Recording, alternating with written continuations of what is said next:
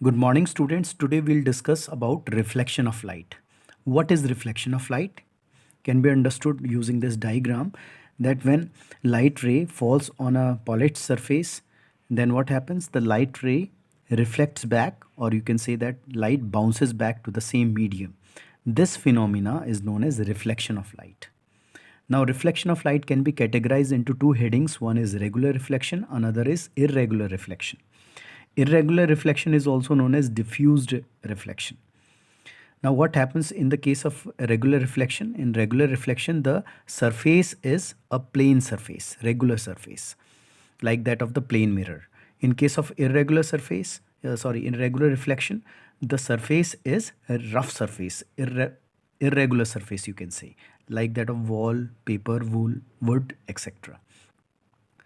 Now, in the case of regular reflection, what happens? The incident rays, they are parallel to each other, and reflected rays are also parallel to each other.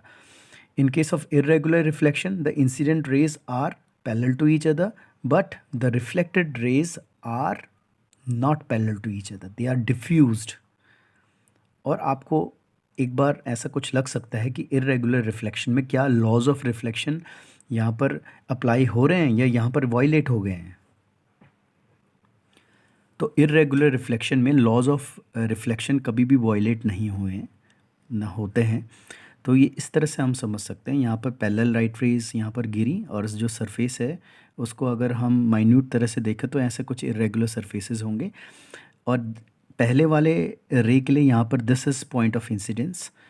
इस point of incidence में हम मान के चल सकते हैं कि अगर ये बहुत स्मॉल है तो इसे हम ऐसा स्ट्रेट मान सकते हैं, छोटे से पार्ट को हम स्ट्रेट मान सकते हैं. और उसके लिए जो नॉर्मल होगा, किधर होगा नॉर्मल? नॉर्मल हमेशा सरफेस के परपेंडिकुलर होता है. तो यहाँ पर normal, this is dotted line shows normal to this incident ray. इस इंसिडेंट रे के लिए इस सरफेस के लिए नॉर्मल होता है, याद रखना. इंसिडेंट रे के लिए कोई नॉर्मल नहीं होता है, सरफेस के लिए नॉर्मल होता है. तो सरफेस के लिए नॉर्मल आपका यहाँ पर है, और उसके अकॉर्डिंग आपका if this is angle of incidence तो this will be angle of reflection. तो ये इधर को रिफ्लेक्ट कर गया. अब सेकंड रे को अगर हम देखें तो सेकंड रे के लिए नॉर्मल इस पॉइंट पे नॉर्मल कैसा होगा? नॉर्मल कुछ इस तरह से होगा. एंगल ऑफ इंसिडेंस यहाँ पर ज़्यादा है, तो एंगल ऑफ रिफ्लेक्शन भी यहाँ पर ज़्यादा होगा, और ये जो रे है कुछ इस तरह से चली जाएगी.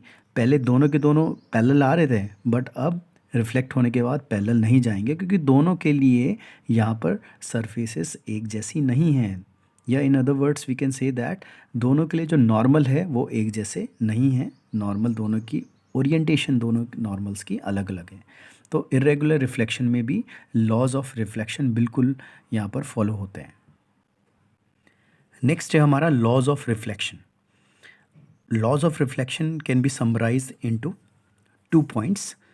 If this is the ray, this is known as incident ray, this is known as reflected ray, this is point of incidence, this point. And at the point of incidence, if we draw a dotted line, a dotted line is drawn in such a way that this dotted line, which is called as normal, is perpendicular to this surface, right? Normal, this is known as normal, and this is the reflecting surface.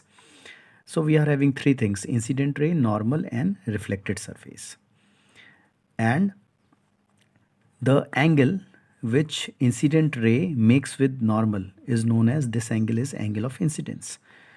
Reflected ray makes an angle with the normal as R. This is angle of reflection. So we are having two angles, angle of incidence and angle of refraction. Reflection, sorry, not refraction. Angle of incidence and angle of refraction. याद रखना, आप incident ray normal से जो angle बनाता है वो angle of incidence होता है. मतलब ये वाला एंगल एंगल ऑफ इंसिडेंस नहीं कहलाएगा. Incident ray makes with the surface, that is not the angle of incidence. तो first law says that angle of incidence, this angle I, is equal to angle of reflection is equal to angle R. So this is first law. Second law says that incident ray, this ray, reflected ray, this ray, and normal, this third dotted drawn line, at a point of incidence, this is point of incidence, किसी point of incidence में incident ray, normal और reflected ray lie in the same plane, ये सब के सब एक ही plane में लाई करते हैं। इसको हम कुछ इस तरह से समझ सकते हैं कि इंसिडेंट रे, you can say here, you can see here, incident ray है, नॉर्मल है, रिफ्लेक्टेड रे है, ये सब के सब कौन से प्लेन में है? ये वाइट बोर्ड का जो प्लेन है उसमें ये लोकेटेड है। मतलब सेकंड लॉ के अकॉर्डिंग अगर मैं ये जो आपका रिफ्लेक्टेड रे है, इस रिफ्लेक्टेड रे को अगर मैं कुछ इस तरह से कर दूं, तो you can see that incident ray and normal both are in the same plane, but reflected ray is not in the same plane. ये जो रिफ्लेक्टेड रे है, इसका प्लेन कौन सा हो जाएगा? इसका प्लेन हो जाएगा ये वाला प्लेन। तो लॉ ऑफ रिफ्लेक्शन जो है इस चीज़ की परमिशन नहीं देता है। वो कहता है कि इंसिडेंट रे, नॉर्मल और रिफ्लेक्टेड रे वो किस में होने चाहिए? वो तीनों के तीनों एक सेम प्लेन में होने चाहिए। जैसे यहाँ पर वाइट बोर्ड का प्लेन है, और प्लेन को हम कुछ इस तरह से भी दिखा सकते हैं। अगर मैंने स्केल इसमें रख दिया, तो स्केल जो प्लेन बना रहा है उस प्लेन में आपका इंसिडेंट रे भी है, रिफ्लेक्टेड रे भी है और नॉर्मल भी है ना। तो मतलब अगर ऐसा कुछ केस मैं आपको दिखाऊं, अगर एग्जांपल के तौर पे, अगर इस तरह से केस अगर आपको दिखाया जाए,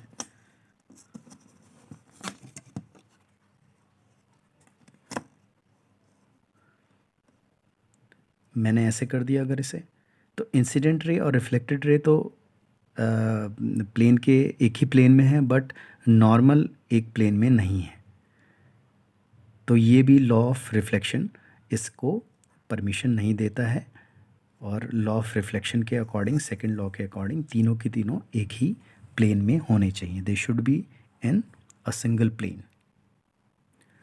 लॉ ऑफ रिफ्लेक्शन हमने पढ़ लिया है, जिसमें कि first law angle I is equal to angle R होता है। सेकंड लॉ होता है कि all the three lines, that is incident रे, reflected ray and normal are in the same plane. Now let's solve one question. Question is incident ray makes an angle 60 degree with surface. Find the angle of reflection. तो कई बच्चे लेके चल लेते हैं, अगर रफली उन्होंने क्वेश्चन पढ़ा तो लेके चल लेते हैं कि incident ray makes an angle 60 degree, तो they say that angle I is equal to 60 degree. और हमें पूछा गया है आर, पूछा गया एंगल ऑफ रिफ्लेक्शन, तो they say R is equal to 60 degree. But हमें थोड़ा केयरफुल रहना है।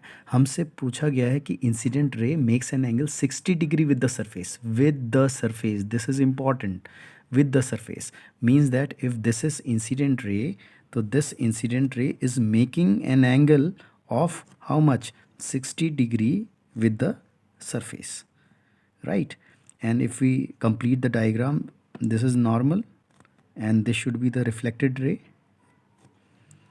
तो अगर ये 60 डिग्री है तो बेसिकली 60 एंगल आई नहीं है। एंगल आई कौन सा होगा? ये वाला एंगल होगा।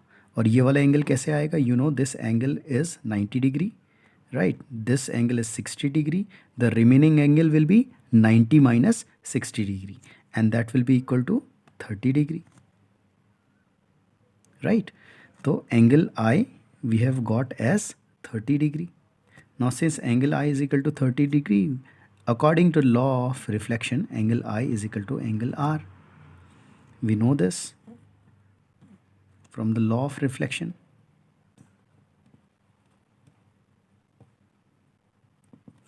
So we can say, we can conclude that angle R should be equal to how much?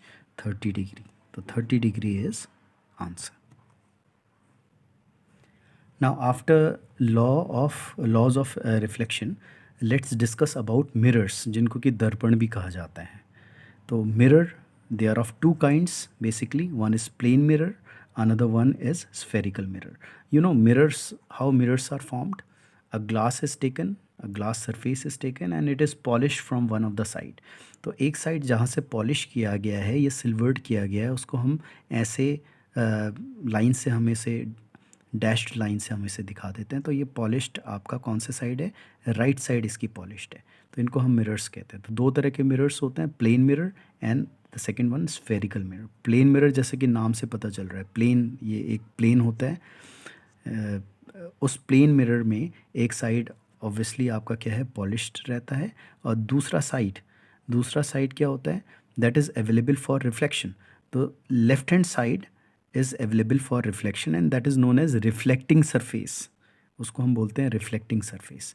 तो इस प्लेन मिरर को हमने इस तरह से, इस सिंबल से उसे हमने एक्सप्रेस किया है। Spherical mirrors are of two kinds, one is concave mirror, another one is convex mirror.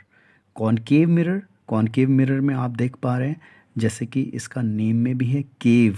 केव मतलब ये कुछ ऐसे, कुछ गुफा टाइप की होगी, ऐसे गुफा, राइट।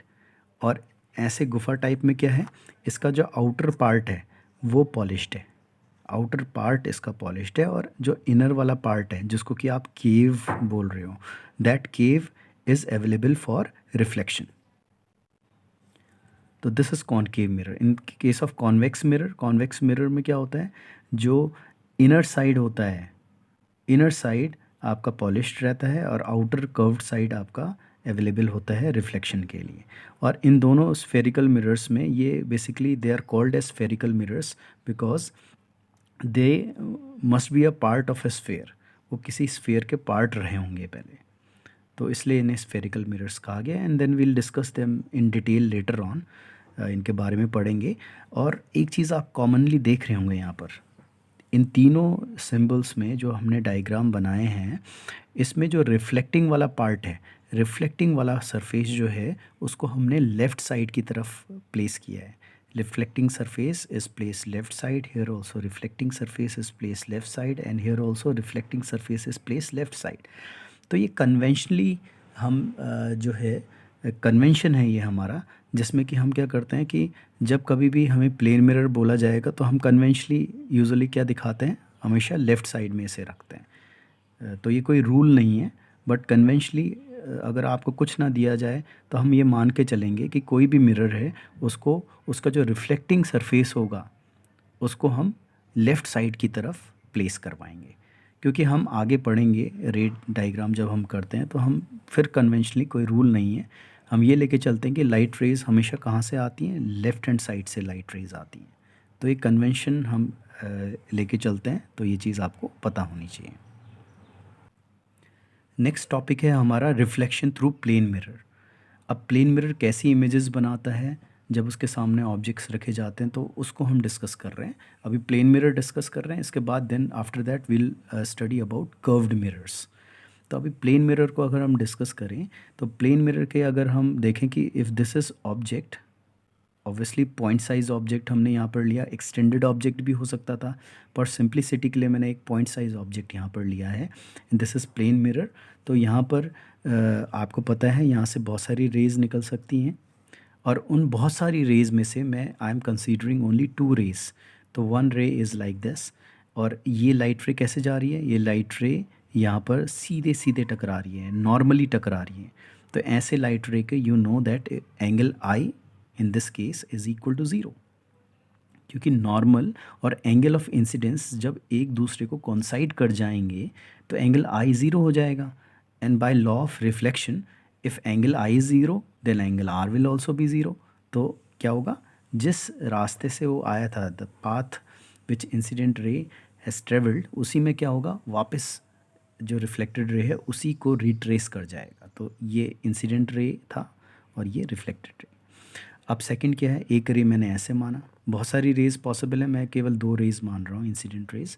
तो एक रे ऐसी गई, तो ये टकराने के बाद कुछ इस तरह से चली जाएगी, और इसको अगर हम रिट्रेस करते हैं पीछे की डायरेक्शन में, जितनी भी रे यहाँ पर इसको स्ट्राइक किया है, जिन्होंने स्ट्राइक करने के बाद जब वो रिफ्लेक्ट हुई हैं, तो you can see that reflection के बाद ये एक रिफ्लेक्टेड रे है, एक रिफ्लेक्टेड रे ये है, वो दोनों एक दूसरे को मीट नहीं कर रही हैं। जब रिफ्लेक्शन के बाद एक ऑब्जेक्ट से जब रेज़ निकलती हैं, और रिफ्लेक्शन के बाद जब वो एक दूसरे को कभी मतलब काटती अगर नहीं है, कट नहीं करती है, इसका मतलब क्या है, इसका मतलब एक वर्चुअल इमेज यहाँ पर बनेगी। आप खुद देखिए, एक रे यहाँ पर रिफ्लेक्ट हुई, एक रे यहाँ पर रिफ्लेक्ट हुई, इनको अगर हम पीछे की साइड अगर हम डॉटेड लाइन से ट्रेस करें, राइट, तो यहाँ पर जाकर ये जो रिफ्लेक्टेड रेज़ हैं वो मिलती हुई आपको अपीयर होंगी, और जहाँ पर ये मिल रही हैं उसको हम क्या बोलेंगे, इमेज बोलेंगे। ये ऑब्जेक्ट है और ये इमेज है। अगर आप यहाँ पर खड़े रहते हैं एक शीशे के सामने अगर आप खड़े रहते हैं तो जो आप अपनी इमेज देखते हो शीशे के पीछे देखते हो, और आपको कैरेक्टरिस्टिक्स ऑफ इमेज फॉर्म्ड वो तो आप इजीली बता सकते हैं। कैसे बता सकते हैं? The very first thing is that u is equal to v. U हम बोलते हैं ऑब्जेक्ट डिस्टेंस। जो भी हम प्लेन मिरर या कोई भी लेंस लेके चल रहे हैं या कोई भी ऑप्टिकल इंस्ट्रूमेंट लेके चल रहे हैं, तो उस ऑप्टिकल इंस्ट्रूमेंट का ऑब्जेक्ट से जो डिस्टेंस होता है उसको हम u से दिखाते हैं, और v हमारा होता है इमेज डिस्टेंस। ऑप्टिकल इंस्ट्रूमेंट से इमेज की जो डिस्टेंस होती है उसको हम v से दिखाते हैं। तो यहाँ पर u मतलब इसकी डिस्टेंस, ऑब्जेक्ट की डिस्टेंस और इमेज की डिस्टेंस लेंस से क्या होगी? सेम होगी। u is equal to v. मतलब अगर आप खड़े रहते हो शीशे के सामने, तो अगर आप 2 मीटर दूरी पर शीशे से 2 मीटर दूरी पर अगर आप खड़े हो, तो आपको जो अपनी इमेज है वो भी क्या होगी? 2 मीटर दूरी पर आपको दिखाई देगी। That is u is equal to v. Next is height of the object is equal to height of the image.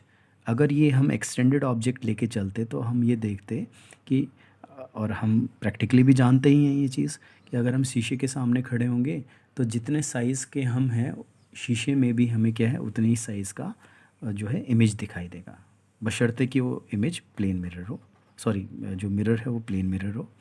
Curved mirror के केस में हमेशा ऐसा नहीं होगा। तो in the case of plane mirror, another characteristic of image formed is that height of the object is equal to height of the image. Next, third point is that, which we have already discussed, that image is virtual and erect, right?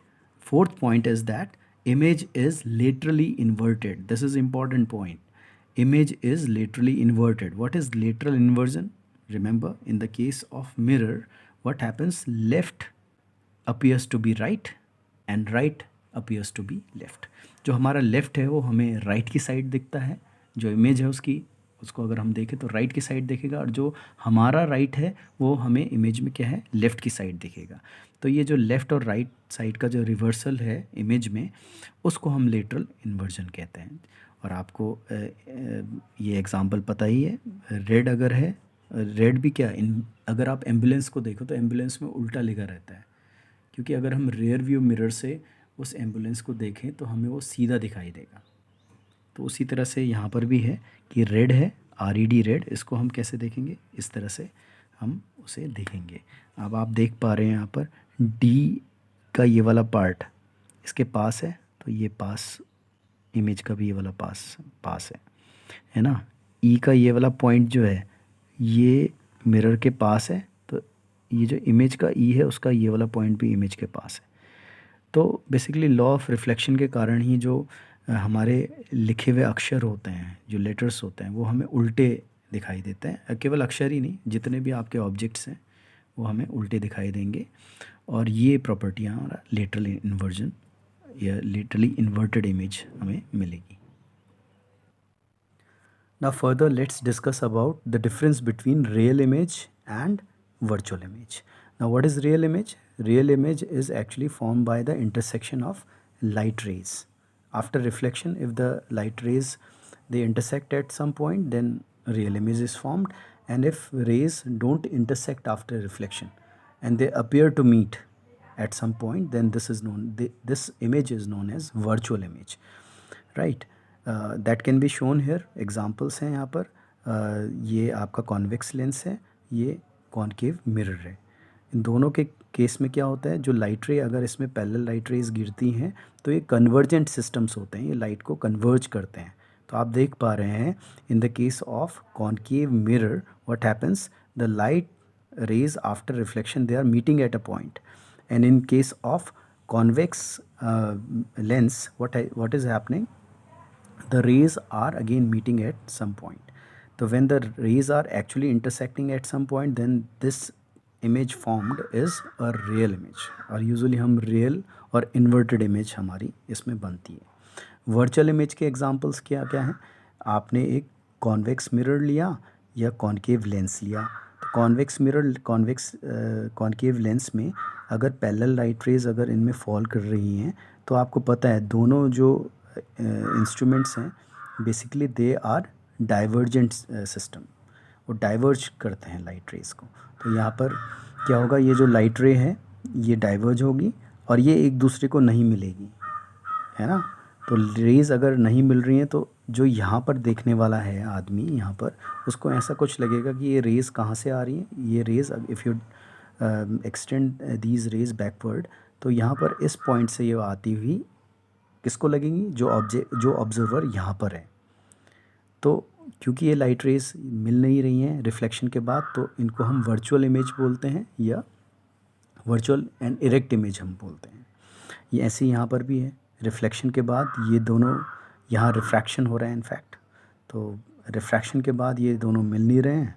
तो जब ये दोनों नहीं मिलेंगे तो जो observer यहाँ पर है उस ऑब्जर्वर को कुछ ऐसा लगेगा कि ये लाइट रेज़ कहाँ से आ रहे हैं, वो लाइट रेज़ यहाँ से आ रहे हैं। And since they are not meeting with each other, so the image formed will be a virtual image, virtual and erect image, है ना। तो रियल इमेज और वर्चुअल इमेज में बेसिक डिफरेंस आपका यही होता है कि रियल इमेज में आफ्टर रिफ्लेक्शन और रिफ्रैक्शन रेज जो हैं वो एक पॉइंट पे मिलते हैं, और वर्चुअल इमेज कैसे बनती है, आफ्टर रिफ्लेक्शन और refraction rays don't meet each other और they appear to meet at some point, and in that way the virtual image is formed. Second important point is that real image can be obtained on the screen. अगर हम यहाँ पर screen रख दें तो यहाँ पर हमें जो भी ऑब्जेक्ट है जिससे कि लाइट रेज आ रही हैं उसकी इमेज यहाँ पर बन जाएगी उस स्क्रीन में।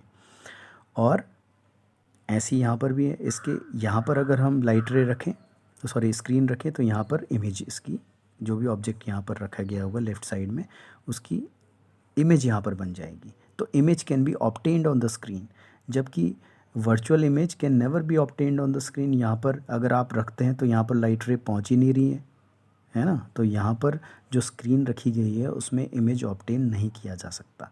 केवल जो यहाँ पर देखने वाला है उसको लगेगा, वर्चुअली लगेगा ना कि यहाँ पर इस जो है इमेज फॉर्म हो रही है, उसे लगेगा, बट यहाँ पर एक्चुअल में इमेज फॉर्म नहीं होगी, क्योंकि अगर हम स्क्रीन यहाँ पर रखते हैं तो उस स्क्रीन में हम इमेज ऑब्टेन नहीं कर पाएंगे। इसे वर्चुअल, तभी इसे वर्चुअल कहा ना। वर्चुअल मतलब जो आपको लग रहा है कि वहाँ पर है बट एक्चुअली वहाँ पर वो नहीं है, इसलिए इसे बोला गया है। So this was the difference between real image and virtual image. अब in the next subsequent chapters will discuss reflection और image formation by spherical mirrors. Thank you.